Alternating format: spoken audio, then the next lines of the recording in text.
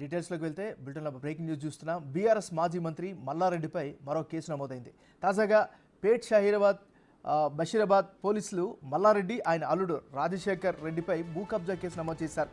7 సెక్షన్ల కింద కేసులు బుక్ చేశారు.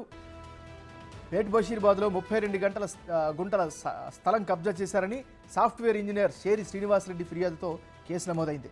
తమ స్థలంలోని నిర్మాణాలను మల్లారెడ్డి కూల్చివేశారని ఫిర్యాదు చేశారు.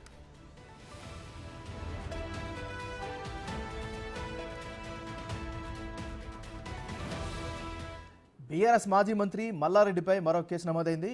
మరిన్ని వివరాలు మా రిపోర్టర్ రాణా అందిస్తారు. రాణా,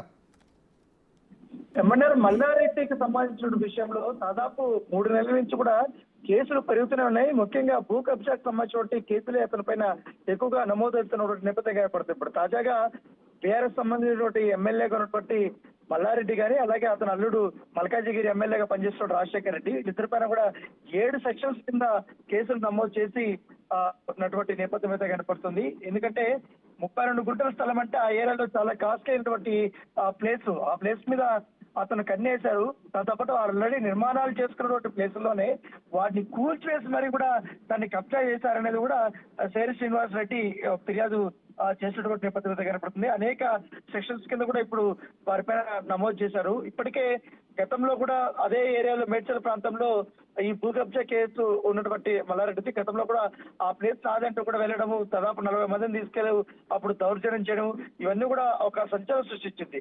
ఇప్పుడు ప్రస్తుతం అయితే వారిద్దరి పైన 447 ఒకటి, 427 ఒకటి, 341 ఒకటి, 353 ఒకటి, 152 ఒకటి, 147 ఒకటి, 149 ఐపీసీ సెక్షన్ కింద వారిపైన కేసులు నమోదు చేసినటువంటి నేపథ్యం అయితే కనపడుతుంది. సో దీనిపై నుంచి ఆయన ఎలా బయటపడతారనేది కూడా ఒక ఆసక్తికరమైనటువంటి పరిస్థితి.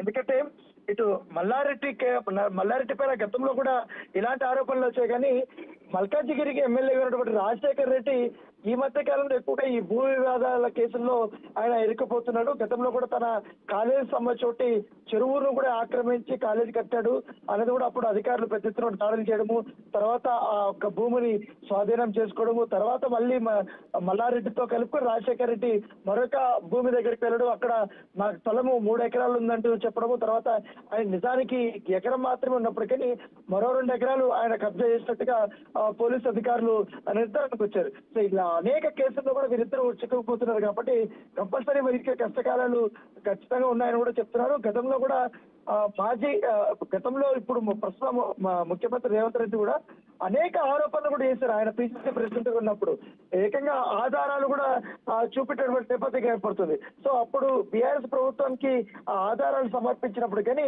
ఎటువంటి చర్యలు తీసుకోరు. ఇప్పుడు ఒక్కొక్కటి భాగవతాలన్నీ కూడా మల్లారెడ్డికి సంబంధించి బయటపడుతూనే ఉన్నాయి. ఇంకా చాలా వరకు కూడా భూ కబ్జా కేసులు ఎక్కువగా ఉన్నాయి.